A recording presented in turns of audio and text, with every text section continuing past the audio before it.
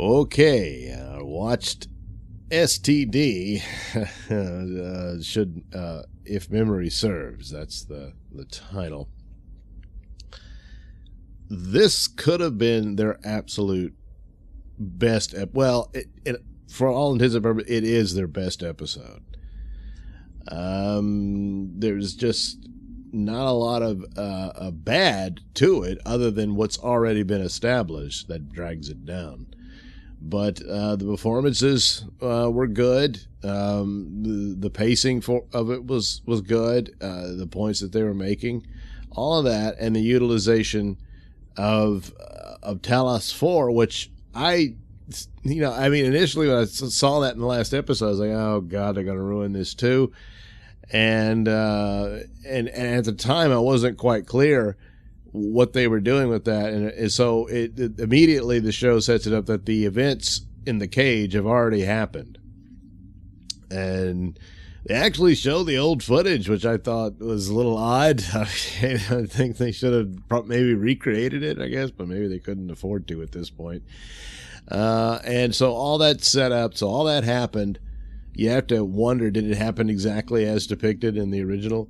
But for all intents and purposes, it did. And Spock needed to get back there in order for them to help get his mind back in shape after his experience with the Red Angel, which has pushed him kind of out of time. He's not in a linear time. He's able to see time in a fluid sense, so he's seeing tomorrow, yesterday, all at once, and that sort of thing. And that's why he was so messed up with this entity that we still don't know who it is, but it is a human woman, a time traveler, who's trying to alter the timeline in order to prevent a terrible extinction outcome from an invasion from this cybernetic life form that we got introduced to in the previous episode, when the probe they sent came back in the form of a robot squid looking thing and attacked Pike and Tyler in their shuttle. I suspect that it was the Borg, but it could be a new entity they come up with. But anyway, whatever it's supposed to be, it's the reason why this Red Angel entity has to try to fix all this. Of course, the going theory is that it's Michael Burnham from the future and all this sort of thing. But it appeared to Spock early on in his childhood, at a time when Michael Burnham ran away from home, and apparently originally she was going to be eaten by what do they call those? The Silac or no? Anyway, one of these wild animals on Vulcan, and Spock apparently is warned by this entity, and so Spock tells his parents, and they go and find Michael, and Michael is saved from being eaten by the monster. And there you go. There's that. And then it explains that Spock later encountered the entity again in his adult years and attempted to mind meld with the Red Angel, and that's where his problems began. But all he got he got the images coming of the future from the mind meld, and he sensed that the woman is lonely and desperate for whatever it is she's doing.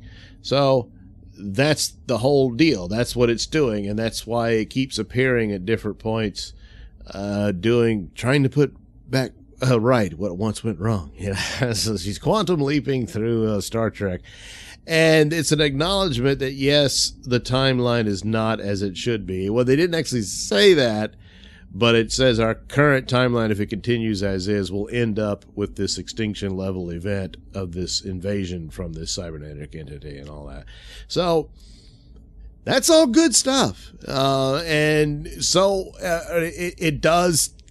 It changes up the storyline of continuity of Star Trek, in that no starship has ever been to Talos 4. Of course, Discovery has to go to pick them up.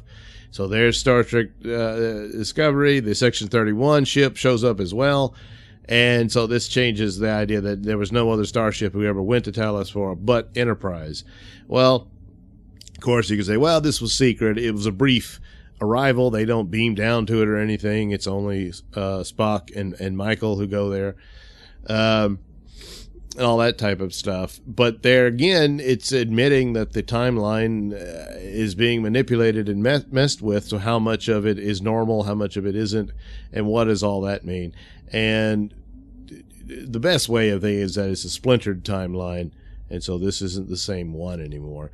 But I wouldn't like it to where it says, oh, it gets reset by the end, and now everything is back to the way it was.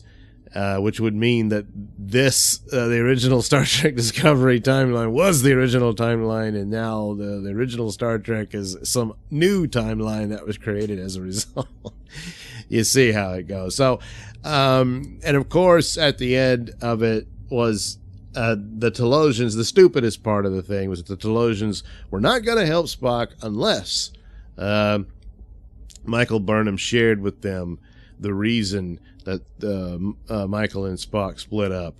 And so they go back to the moment when Michael Burnham was running away from home, and little Spock came and was trying to get her to stay and wanted her, or at least let him go with her and all that, and she said no. And she called him a half-breed, and it broke his heart, and she ran away and all that. So that was the big split, and Spock was not her number one fan anymore. Well, so there's all that, but it's only there to say that that was the catalyst for Spock to become total Vulcan and devote himself to pure logic and that sort of thing. So Michael Burnham made Spock, and that's how they do that. And I was watching the Nerdrotic review, and that really that ruined it for him. He was almost like he was saying that this could have been their best episode and all that.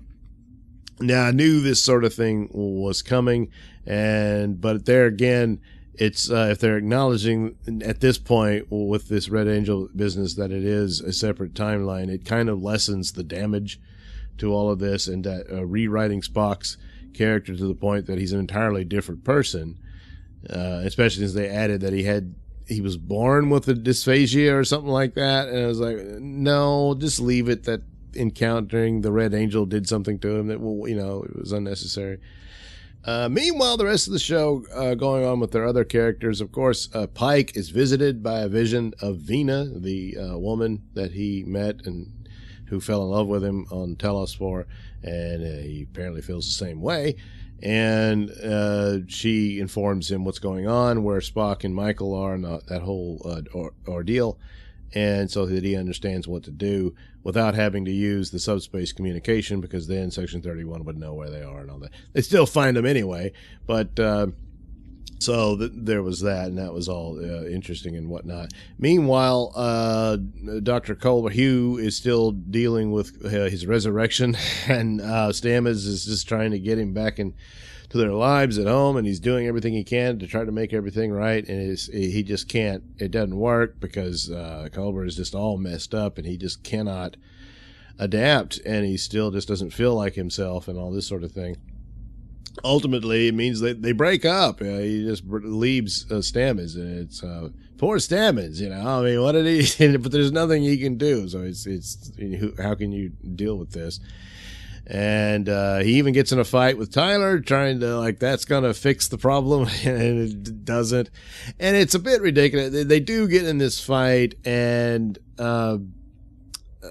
Saru says, "Well, let's just let them fight it out." I don't think he would do that. They go into it, but at least here Pike calls him on it, and Saru thought, well, I thought it would be cathartic for them and all that, and then Pike said, yeah, that can't happen again. That's not going to happen on my ship. And so I think that's a way of handling something that was kind of stupid to do, and Saru should not have allowed that to happen, but anyway, it did, and it didn't help Culber at all. He still messed up, so he breaks up with Stamets.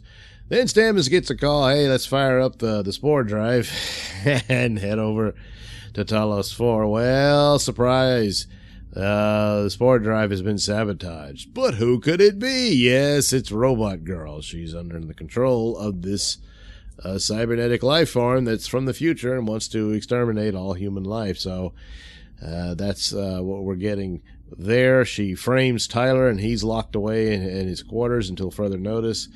And so that's where we are left with that.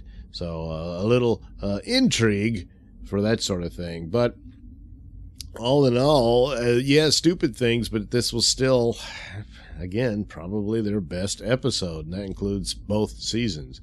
So here we are at episode 8 in season 2 to finally get to an episode that was pretty good. And another thing I noticed from Nerdrotic, and I agree with this, but Nerdrotic said that had they started out with a show like this, we'd be talking about a different situation with Star Trek Discovery, probably. There's still the huge problem with the continuity and how they lied the show to the they lied to the audience about what the show was and all that and where it stands and this sort of thing. And then of course there's the tardigrade lawsuit and all that. There's sort of just on and on and on, and calling fans bigots and this sort of thing just to cover up sloppy work. It's a lot to try to look away from in order to give this show a shot, and it's too late.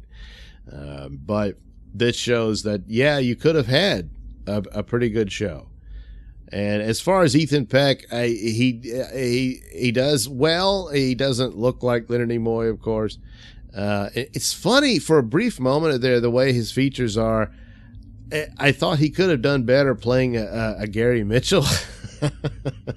But anyway, he's Spock. The voice he has down pat, and I caught that immediately when he was narrating some of the early episodes. And voice-wise, I think he does a better job than Zachary Quinto does. But so he's fine. Michael Burnham herself in this show wasn't that bad. It was interesting, the outfit they got her to wear. It kind of is similar to old Star Trek outfits. It's not, obviously not, there, but it just had that kind of look. And when they went to the planet of Talos, they did a good job on that. And of course, they had the old sound effects, and of course the flowers. He does the same thing Spock does in the old show, where you grab the flowers and the sound stops. And so it's all that. They didn't damage Talos for beyond what I would have thought they would have. It's just that the Telosians themselves, they didn't look quite right.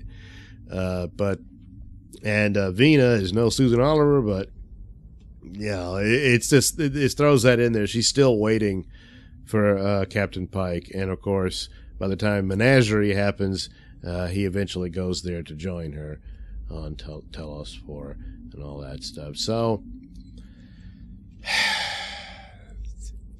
I can't give it a 5 out of 5 because of all the crap and baggage that is dumped on Star Trek Discovery and how bad it's been, and just the treatment of fans and all that. But this is a 4-star episode. This was a good episode.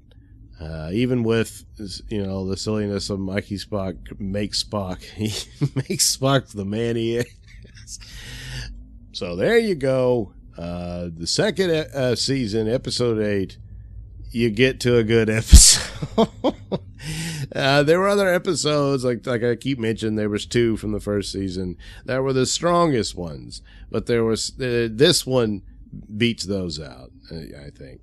So I don't know what else they're going to do. They got to deal with their robot girl and the inevitable invasion from the future, and probably throw some things in there that might help gel with continuity in this, and just basically admit that this is a separate universe, just like the movies they did. So that would probably be the only solution that would really work here, unless they're really going to do and retrofit the whole show after the Red Angel is successful, and then suddenly Star Trek Discovery all looks like the old show. They got the old uniforms, the set looks like it and everything. That would be amazing, but I don't think they're going to be able to pull that off. So yeah, there's that. Interestingly enough, we know that, what's her name? I forget her first name, but Paradise was her last name, was supposed to take over as a showrunner, and they said she came in halfway in this season of Star Trek, and they said, her knowledge of Star Trek is so great.